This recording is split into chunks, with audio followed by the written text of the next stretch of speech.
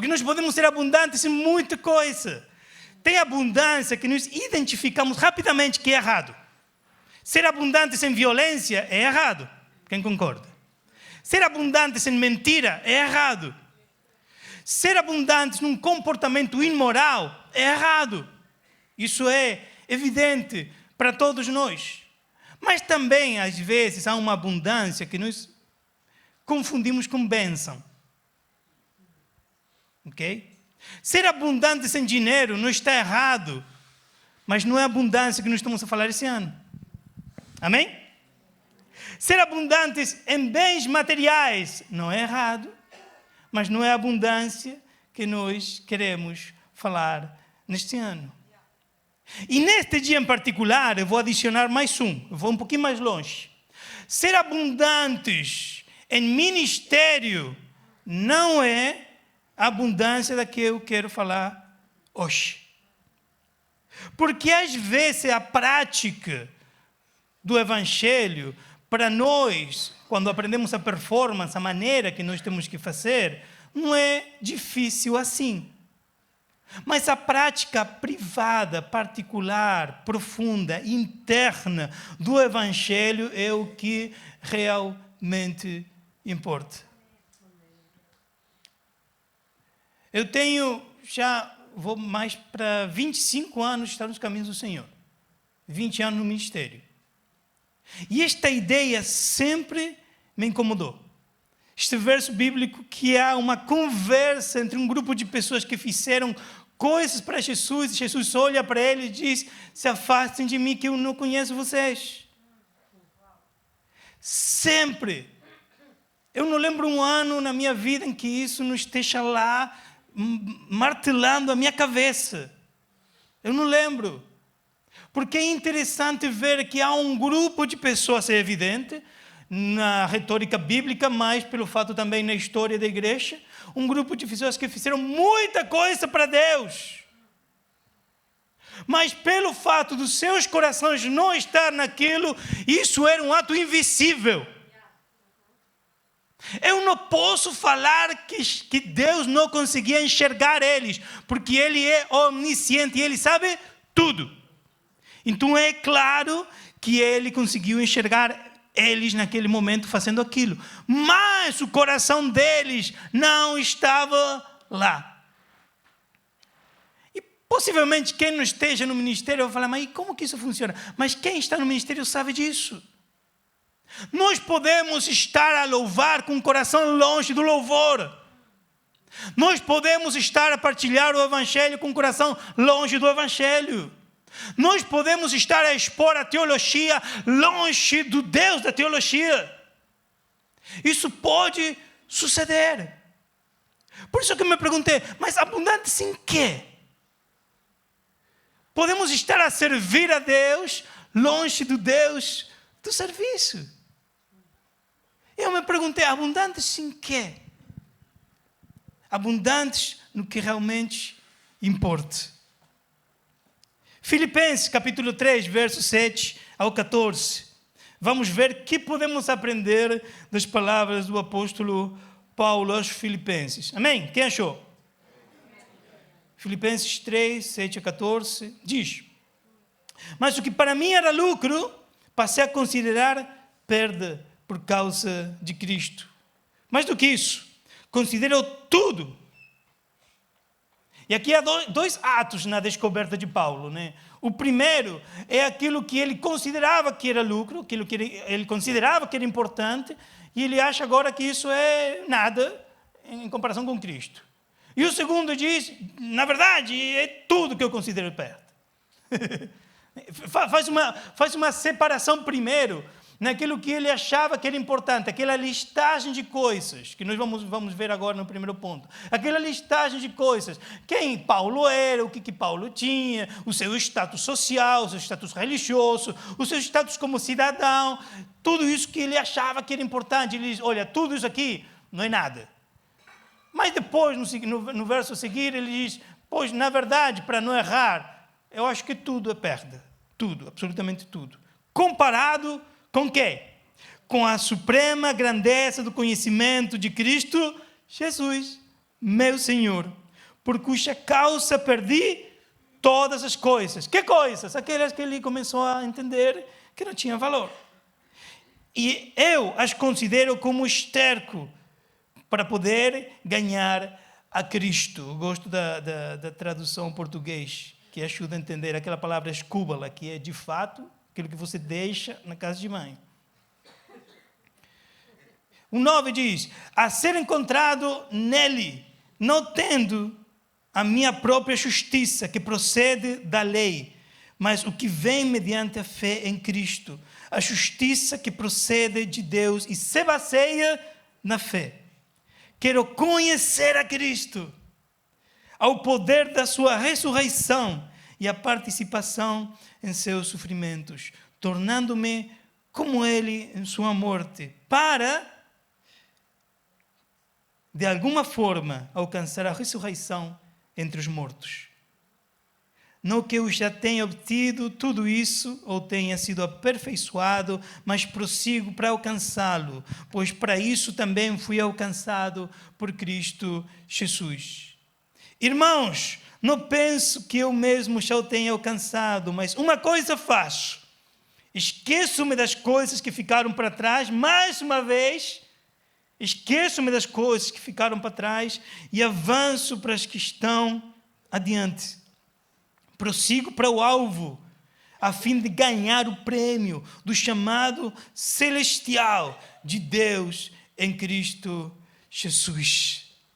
O apóstolo Paulo faz uma descoberta imensa, uma descoberta que nós também vemos plasmada em outros momentos na palavra de Deus. Aquilo que é eterno é mais importante daquilo que está neste mundo. Naquela ideia daquele que encontra o tesouro no campo, aquela ideia de que a tribulação momentânea não se compara com a glória que há de vir, a Bíblia constantemente faz uma separação de valores. A Bíblia constantemente coloca os pontos sobre as is. A Bíblia constantemente diz: olha, isso aqui é valioso, isso aqui nem tanto, isso aqui é prejuízo. E você e eu precisamos de direção da palavra de Deus para tomar decisões importantes, é ou não é? E quando você toma decisões importantes, o que você precisa saber é o que realmente importa. Nós agora com minha esposa estamos fazendo um processo engraçado. Nós somos missionários, todo missionário sempre está a lutar com questões migratórias, né? Mas acho que a gente está gostando demais do negócio. Estava num momento com três questões migratórias, 3 países diferentes, por motivos bem complexos. Se você quer saber, me convida um café que eu explico. Café com alguma coisa para comer, né? Tá, pastel de nata, pode ser, João, pode. Então... Estamos com aqueles 3 e num momento a gente parou assim para pensar. Olhamos um no outro.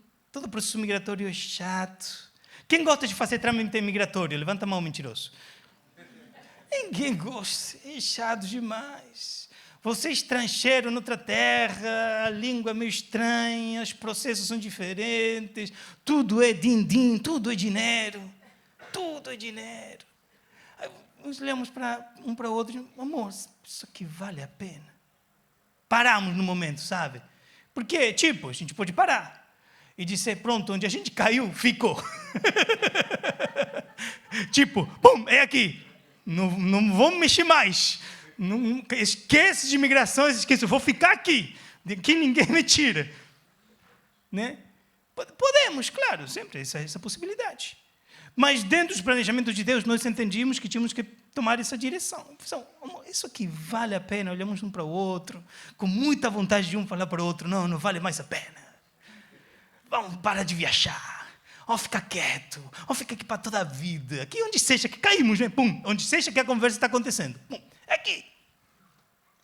Mas depois de um tempo de reflexão, de silêncio mútuo, pois não, é o que Deus tinha colocado no coração, temos que continuar nessa direção e pronto. Mesmo a gente não gostando, tem que continuar. Em cada decisão importante, você sempre faz essa pergunta, será que vale a pena? Porque muita da coisa que a gente está a tentar construir na nossa vida, dá muito trabalho. Dá muito trabalho. E você se faz essa pergunta muitas vezes no ano. Quando tem aquela briga forte com sua esposa. Lamentavelmente chega aquela pergunta, será que vale a pena isto? Quando o seu filho acorda às 3 da manhã, gritando como um louco. Eu sempre lembro aquele vídeo, né, da mãe que sai na sacada, só para os vizinhos verem que ela não está torturando o filho. Né? O filho está a chorar porque ele quer. Né? Hoje de madrugada, tadinho. O meu planejamento era trazer o Oliver, tá? Era o planejamento do dia. Porque Oliver tinha outros planos. O Benjamin, claro, né, acorda várias vezes na noite. A mãe cuida dele e eu cuido do mais velho. Eu achava que era um bom negócio. Fala a verdade. Esposa, eu achava que era um bom negócio. Falei, na boa, né, o filho mais velho já dorme a noite toda. Né? Só que esqueci aquilo da regressão. Né? E ele parece que é um relógio. Lá pelas 3 da manhã. E eu sei que 3 da manhã é o momento de sonho, de dormir mais gostoso que existe. Eu sei porque fiz uma pesquisa um tempo atrás. É maravilhoso. É aquele momento que você está lá nas profundezas. E naquele momento, eu não sei porquê, ele dá aquele grito. Caramba, e eu vou lá, eu levanto toda a minha humanidade, os meus 86 quilos de humanidade, com muita dificuldade. Chego lá no quarto, ele diz, eu não quero pai, eu quero mãe. Vontade de botar uma peluca naquele momento. A voz não ia conseguir esconder, minha barba. Meu Deus, se ontem foi aquilo, não. Portanto, que ele não dormiu muito bem, eu não consegui acordar ele de manhã, eu consegui acordar e trouxe os meus 76 quilos de humanidade para aqui para a igreja. Com muita dificuldade. Há dificuldades nos processos, no que nós queremos construir. É claro que eu não vou me perguntar, será que vale a pena esse filho aqui? Posso mandar de novo, Deus? Mas é difícil. Você quer estudar? Que lindo estudar. Que lindo é graduar. Deixa eu te corrigir. Tanto é que quando você está de madrugada a estudar, ninguém está com você. Pode até sua mãe te levar um cafezinho. Mas na graduação, está todo mundo lá. Aquilo é maravilhoso. Mas estudar é complicado, complexo. Pelo menos, se você não quer usar esses termos, precisa se esforçar. Precisa sair da zona de conforto, da área de conforto.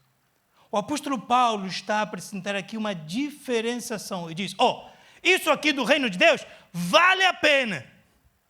Isso aqui do mundo não vale a pena tanto assim, não. E disso que eu queria falar com você hoje de manhã. Amém? Primeira coisa, em Cristo, tudo que conhecemos ganha outro valor. Há uma modificação na bolsa de valores. Há uma modificação rotunda. Rotunda. Creio que foi. Profunda. Há uma modificação profunda nos valores. E o apóstolo Paulo, que era uma pessoa de status. Pensa numa pessoa de status. Pensa numa pessoa importante. Pensa numa pessoa de carreira. Pensa numa pessoa que tinha conquistado coisas na vida. Até na própria nascença, tinha conquistado a cidadania romana, que era muito importante na altura. Tanto assim que salva a vida dele numa das suas aventuras. Ele era uma pessoa importante, com conquistas importantes. Era aquele tipo de pessoa que entrava num lugar e dizia, lá, o Paulo, ou Saulo na altura, né? Olha só ele lá. Começava a contar as histórias. Todo mundo queria falar com ele. Olha, tira uma foto contigo. Não tinha selfie na altura, né? Mas fazer um desenho contigo. O apóstolo Paulo tinha história, tinha importância. Tinha conquistas, estudos, cidadania romana, era fariseu, era uma pessoa que tinha estudado, com Gamaliel, uma das melhores universidades, se você quisesse colocar em contexto. O que ele era como pessoa podia tranquilamente ser o sonho, o objetivo de vida de qualquer um. De qualquer um. E eu me lembro que possivelmente isto é mais difícil de entender na juventude. Por quê? Porque nós na adolescência e na juventude estamos cheios de sonhos. Cheios de objetivos de vida. Eu quero alcançar, eu quero ser. Depois você conquista, luta, chega à licenciatura, mestrado, doutorado, passa a montanha, está do outro lado, olha para ela e diz, comparado com Cristo, aquilo não é nada. Não é nada. E nós temos objetivos de vida de ir, de viajar, de ser, de entrar nos quadros, igual o Paulo, entrar nos ambientes, e as pessoas disserem, olha lá o João, olha lá o Beni, olha lá a Alessandra, olha lá o Lucas, vou tirar um selfie com ele, vou tentar conversar com ele. Nós queremos que as pessoas olhem para nós e sorriam. Isso é sinal de aceitação. Nós queremos ver isso. O apóstolo Paulo, do outro lado da montanha, depois de ter conquistado tudo, olha para aquilo e diz, comparado com Cristo, isso aqui é uma montanha acima, é uma montanha de esterco. Não vale a pena a minha vida. O que isso significa? Paulo tira todo o seu conhecimento à vassoura? Não, de fato ele usa ao longo das suas cartas. O que ele está a dizer é que ele encontrou uma moeda de troca mais valiosa. Ele estava a brincar com o dinheiro do Monopoly e ele encontrou ouro. Ele estava a brincar com moeda de troca de jogo de mesa e ele encontrou ouro. E ele começou a entender, olha só, isso aqui é o verdadeiramente importante. E isso é maturidade. Maturidade. Eu me lembro que um tempo atrás, minha esposa sempre é muito criativa, né? Então, anota essa aí para quando você esquecer de comprar o presente para o sobrinho, tá? Anota essa aí. Eu esqueci de comprar presente para meu sobrinho. Tá? E era de madrugada quando eu lembrei, já o dia de Reis era nesse momento aí, era acordar e ir para lá, tomar um pequeno almoço todo mundo como família. E a minha esposa falou, deixa, eu resolvo. Eu fui lá, ela foi lá, sei lá o que ela fez. Né? Eu na minha cama pensei, ela vai fazer um dinossauro, porque ele queria um dinossauro. Ela vai fazer um dinossauro de madeira, sei lá. Eu voltei a dormir, é coisa importante, né, homens? Eu voltei a dormir. Só que eu vi lá a impressora. Pronto.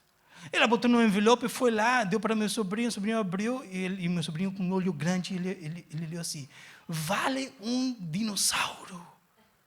Lá na loja de não sei onde. Ela ganhou tempo para nós.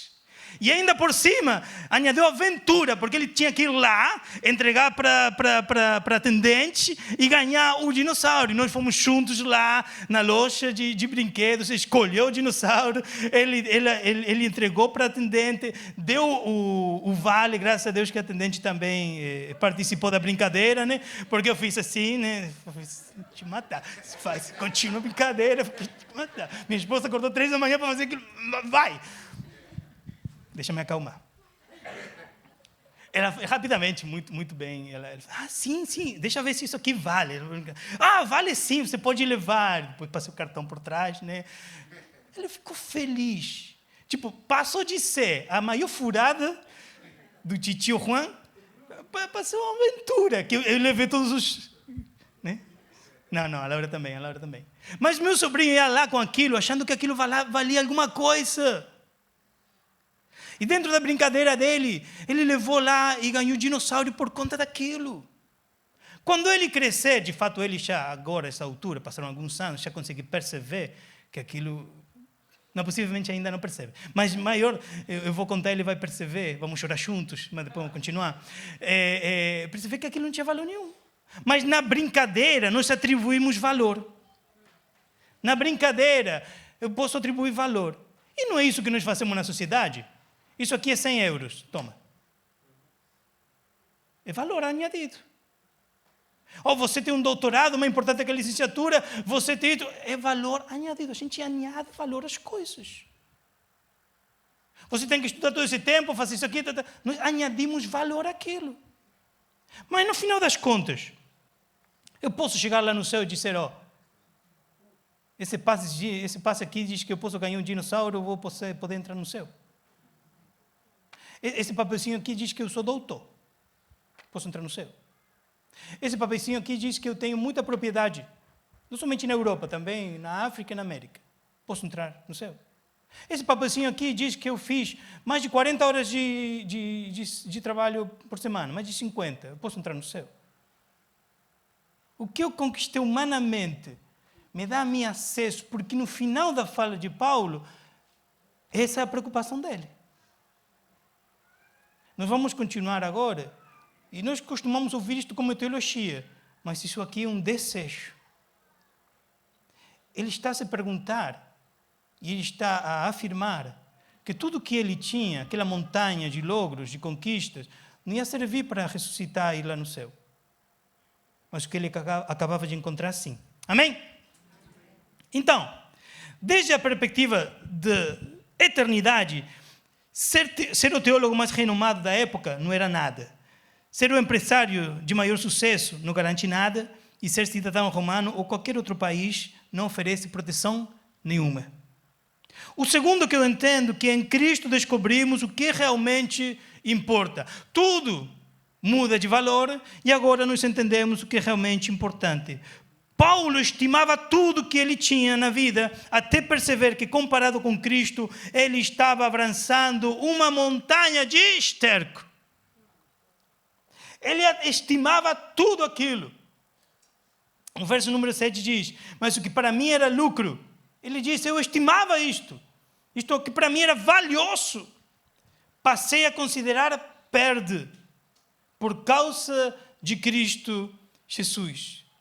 Foi Jesus que mudou as regras do jogo na vida de Paulo. Jesus que colocou os valores corretos nas coisas. O que mais deve suceder na nossa vida para que isso aconteça? Quando você olha a vida de Paulo, quando você olha a vida de Wesley, quando você olha a vida de William Carey, quando você olha a vida de Hudson Taylor, quando você olha a vida de grandes conquistadores para Deus na história, eles não tinham a mesma loucura, eles tinham a mesma paixão. Eles encontraram o que possivelmente muitas pessoas na altura, na época deles, não tinham encontrado. O que Paulo descreve nestes versos, a grande descoberta. Parece que eles estão a pular para a geração deles e dizer, estamos a ser enganados. Estamos a ser enganados. Estamos a correr dentro daquela roda de hamsters. Estamos indo a lugar nenhum. Estamos gastando a nossa energia, a nossa vida, a nossa força, a nossa criatividade naquilo que não vai nos dar eternidade.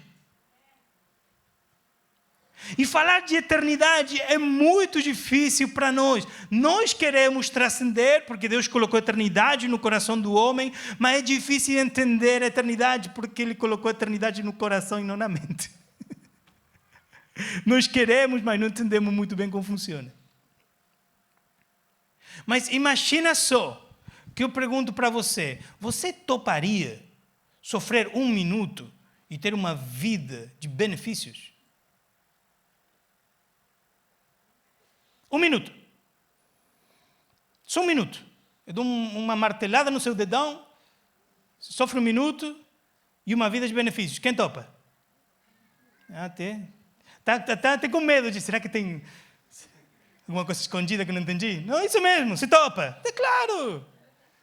É claro. É o que a Bíblia diz. Essa breve tribulação não se compara com a glória que há de vir. Só que, claro, esse minuto para nós são de 80 a 100 anos. Depende de como você come e o exercício que você faz.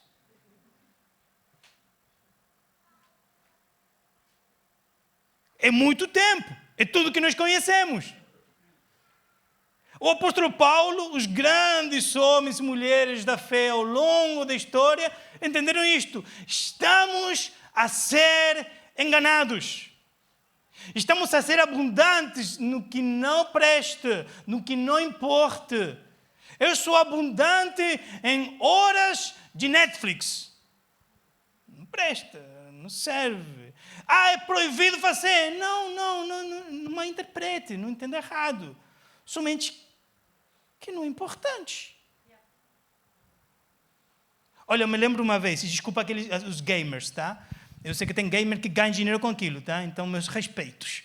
Mas, eu me lembro que um tempo atrás, a última PlayStation que eu tive em casa, e eu estava a brincar, né? E era pandemia, então não tinha muita coisa para fazer. E eu peguei aquele God of War, né? E arrebentei ele todo. Mas eu me lembro que ficava muitas horas para passar algumas partes, né? E de repente me lembrou uma vez que Deus falou assim, forte no meu coração. Estava todo feliz porque tinha conseguido uma conquista dentro do jogo, tá? Vou colocar assim. Uma conquista, estava todo feliz, né? Mas estava cansado de apertar botão, né? Estava cansado lá, estava assim, né? E Deus falou para mim, puxa, isso não é uma conquista de verdade. A felicidade, tá bem, né? A pandemia era bem confusa para todos, né? Mas a felicidade daquela conquista tinha me otorgado. Deus falou bem clarinho para mim, aquilo não é real. Estou me sentindo dentro da Matrix, alguém falando no meu ouvido, aquilo não é real. Aquela conquista não é real. Aquela alegria está vazia. E parece que esses homens e mulheres da fé ao longo da história, começando pela Bíblia, né, aqui com o apóstolo Paulo, eles entenderam que isso aqui não é real. Estamos a ser enganados. E eu sei que parece o correto a fazer. Mas pensa se você passar do outro lado da montanha. Você hoje pode ter 20, 30, 40 anos. Mas pensa você depois do outro lado da montanha, com 70, 80 anos, entendendo que a eternidade, você tem mais eternidade pela frente do que vida. Com certeza. A eternidade está aí, a bater a porta. E quando você olha para aquela eternidade, olha para a sua montanha de esterco e diz, isso tudo aqui não valia a pena. Isso tudo aqui não valia a pena. Eu tenho parede lotada de títulos universitários. Eu tenho a conta dada de dinheiro. Eu tenho bens materiais por tudo quando você pensa. E olho para tudo aquilo, eu não consigo transferir para lá.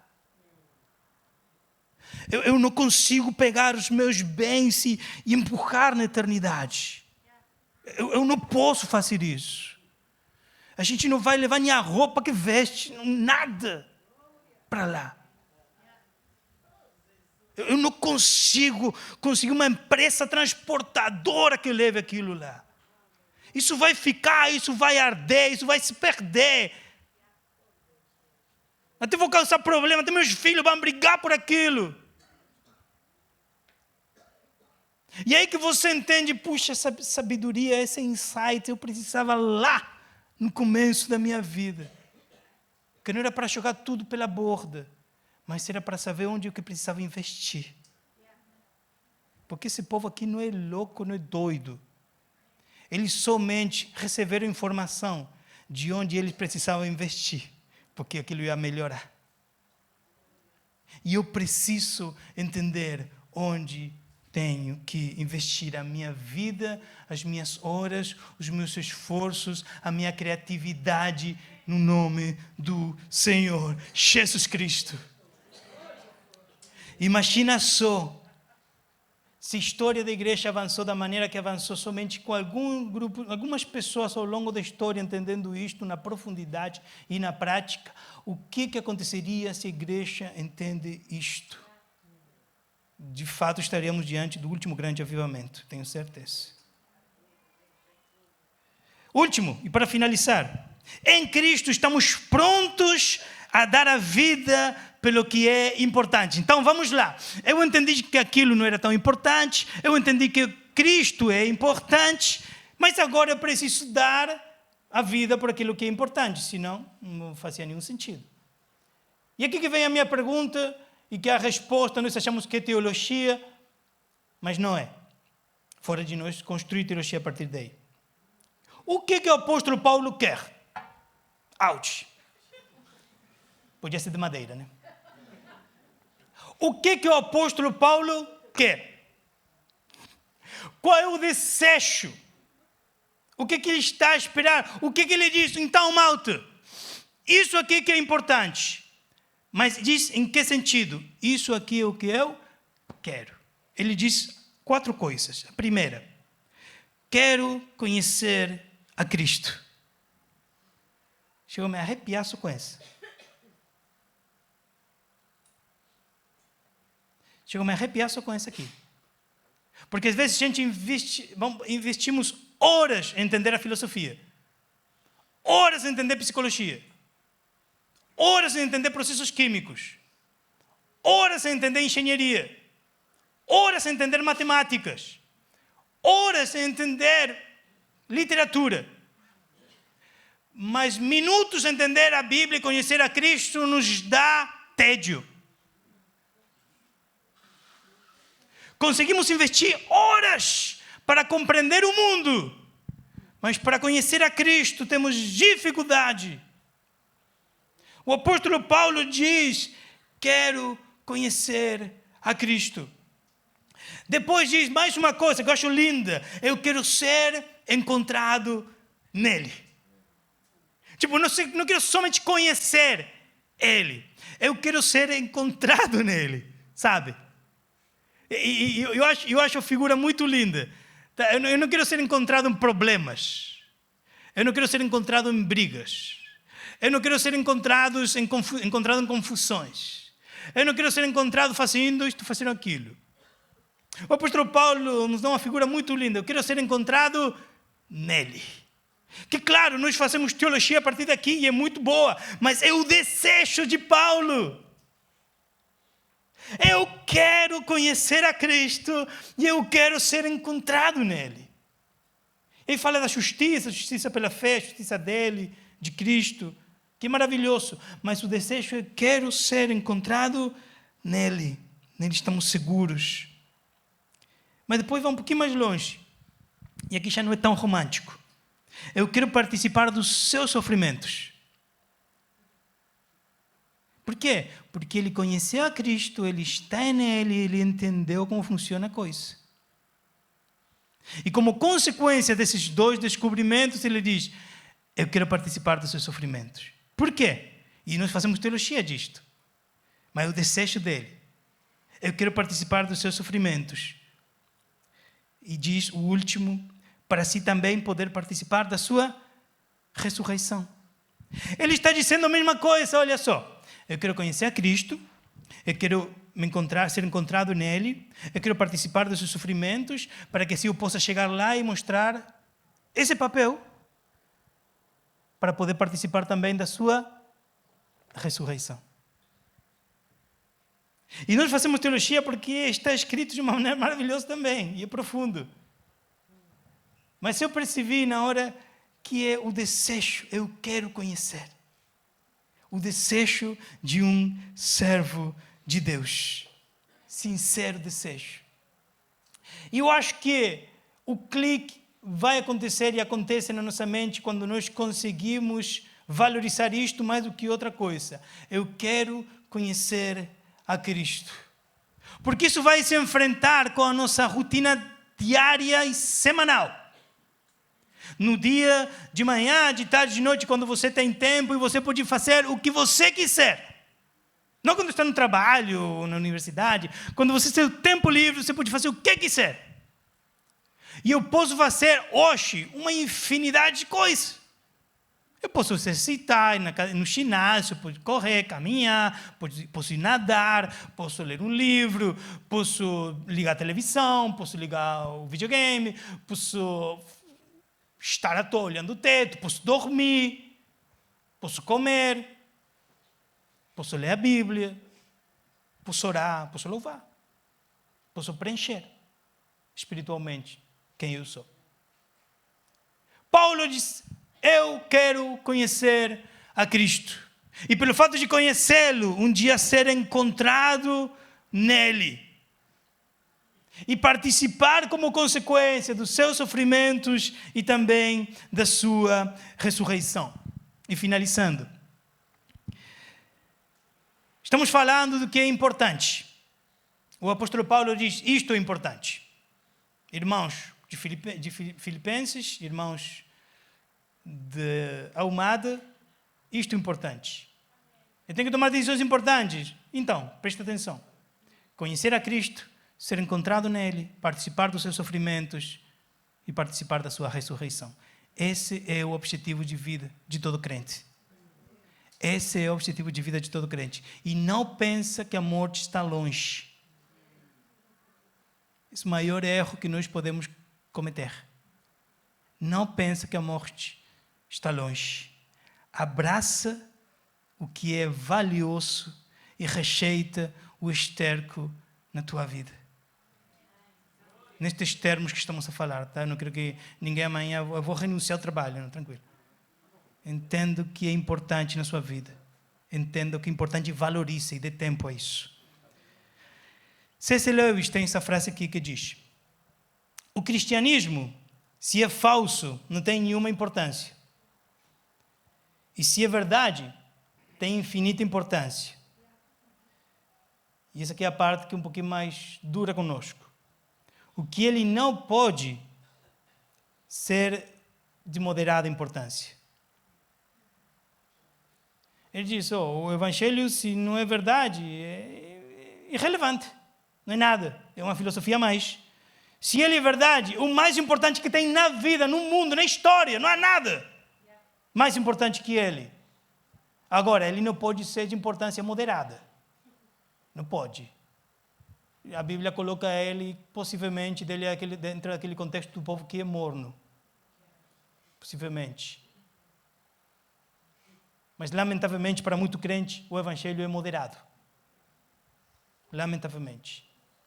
É o que eu faço domingo e alguns momentos da semana. Mas depois, minha vida é igual à vida de qualquer outra pessoa. Eu quero convidar você a ficar de pé para finalizar essa ideia. Você pode se perguntar, mas pastor, como que eu consigo ver se na minha vida prática o evangelho é importante? Olha para os seus colegas de trabalho e se pergunta, se alguém entrar aqui e observar nós, 24 horas, somos iguais ou somos diferentes? Observa os pais que assistem aqui em Portugal e se pergunta, sou igual ou sou diferente? Observa as mães, as suas funções. Observa os filhos. Observa os cidadãos, pessoas na rua. Eu sou igual ou sou diferente? Mas é uma diferença não para os outros verem que eu sou importante. É uma diferença para os outros verem que Cristo é importante.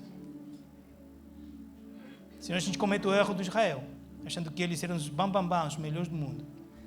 Só pelo fato de ser. Se há alguma coisa boa em você, foi Cristo que colocou lá. E essa coisa tem o dedinho assim olhando para cima. Constantemente. Se é uma coisa boa, é Ele. É Ele. Esposos, esposas, se vocês chegaram assim de longe no matrimônio, no casamento,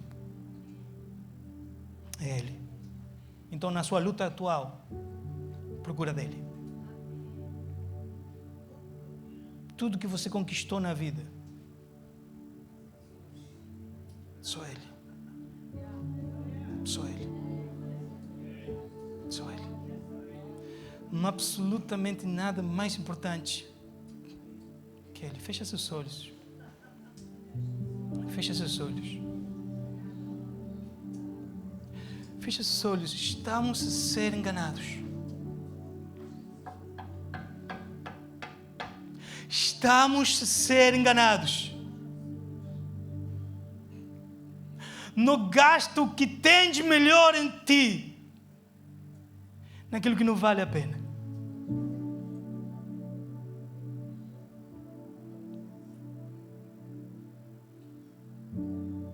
Conhecer a Cristo, ser encontrado nele, participar dos seus sofrimentos para participar da sua ressurreição. Para que de alguma forma, diz o apóstolo, é bem teológico, mas seu desejo desesperado naquele verso añadido, para que de alguma forma, para que de alguma maneira, para que por algum motivo eu possa participar da sua ressurreição. Isso é tudo que importa. Isso é tudo que importa. Sejamos abundantes no conhecimento de Cristo. Sejamos abundantes na nossa localização em Cristo. Sejamos abundantes nos sofrimentos por Ele. Sejamos abundantes em motivos para a ressurreição. Sejamos abundantes no que realmente importa. Espírito Santo de Deus. Espírito Santo de Deus. Estamos aqui diante de Ti, na expectativa de descobrir o que o apóstolo Paulo descobriu. Que não seja só o intelectual que eu percebi, mas também o espiritual possa chegar a ser uma descoberta evidente, profunda, transformadora, radical, imensa na minha vida espiritual, Espírito Santo.